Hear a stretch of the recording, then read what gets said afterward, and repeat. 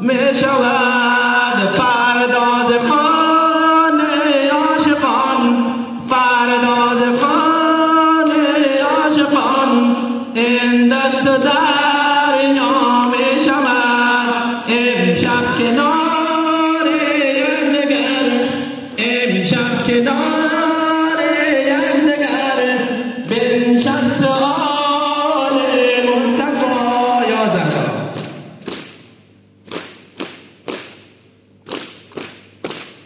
امشب جهان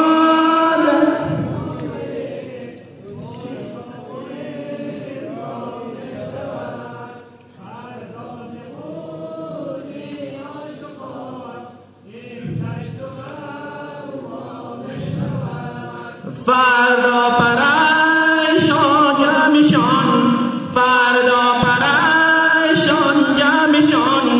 چون قلب زهرا می شود امشب صدای خواندنه، امشب صدای خواندنه.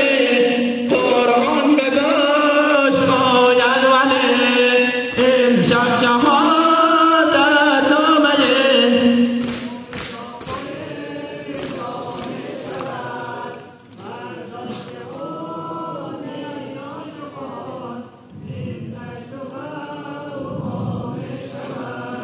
فردا صدای آنمان، فردا صدای آنمان.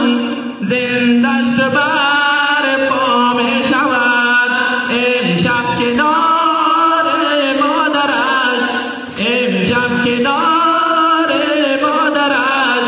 لب تشنه از غرق افتد فردا خدایا بسترش، فردا خدایا بسترش.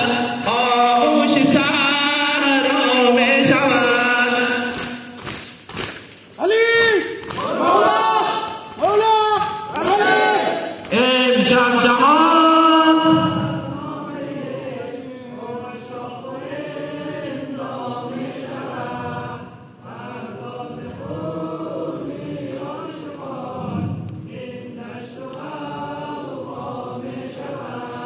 امشب که جمع کودکان، امشب که جمع کودکان در خواب نات آسودند. فردا زر خار خون، فردا به زر خارها گم گشت پیدا می شود یا زهرا.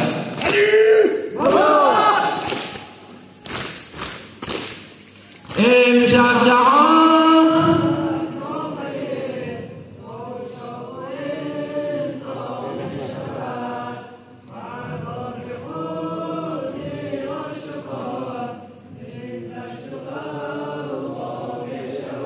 بر محمد و اهل بیت پاک محمد